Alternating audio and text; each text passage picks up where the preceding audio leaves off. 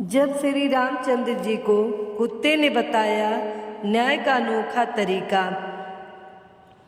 श्री रामचंद्र जी वनवास के बाद अयोध्या लौटे तो खूब धूमधाम से उनका राज तिलक हुआ। बड़े सम्मान के साथ उन्हें अयोध्या का राजा बनाया गया। राजगद्दी पे बैठने के बाद उन्होंने लक्ष्मण जी को आदेश दिया हुआ था कि भोजन करने से पहले देखो हमारे द्वार पर कोई भूखा तो नहीं है, एक दिन की बात है।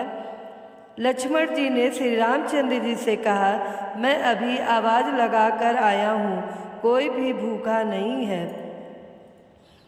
श्री रामचंद्र जी ने कहा, दोबारा जाओ और जोर से आवाज़ लगाओ, शायद कोई भूखा रह गया हो। श्री रामचंद्र जी का आदेश पालन करते हुए लक्ष्मण जी दोबारा बाहर गए और उन्होंने जोर से आवाज़ लगाई तो कोई आदमी तो नहीं वरन एक कुत्ते को लक्ष्मण जी ने रोते हुए देखा। अंदर आकर उन्होंने श्री रामचंद्र जी से कहा, बाहर कोई व्यक्ति भूखा नहीं है, बल्कि एक कुत्ता अवश्य रो रहा है। श्री रामचंद्र जी ने उस कुत्ते को अंदर बुलाया और कुत्ते से पूछा, तुम रो क्यों रहे हो? कुत्ते ने कहा, एक ब्राह्मण ने मुझे डंडा मारा है। श्री रामचंद्र जी ने कहा, ब्राह्मण को बुलवाया और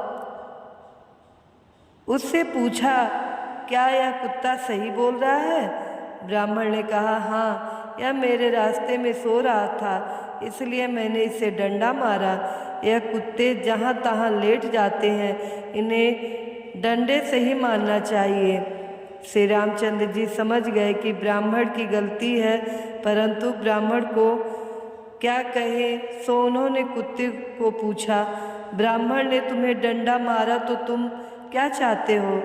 कुत्ते ने कहा, भगवान इसे मठाधीश बना दिया जाए।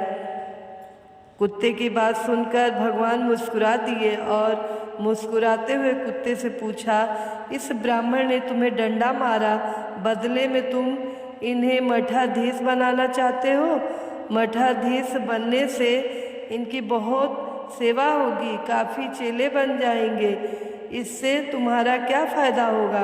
कुत्ता बोला, मैं भी मठाधीश था, मुझसे कुछ गलत काम हुआ, आज मैं कुत्ते की योनि में हूँ और लोगों के डंडे खा रहा हूँ। यह भी मठाधीश बनेगा, फिर कुत्ते की योनि में आएगा, फिर लोगों के डंडे खाएगा, तो इसकी सज़ा पूरी हो जाएगी।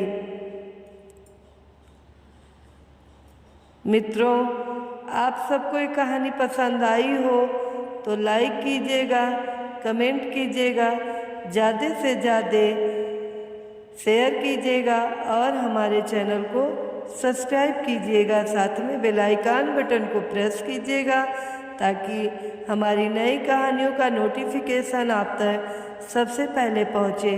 धन्यवाद।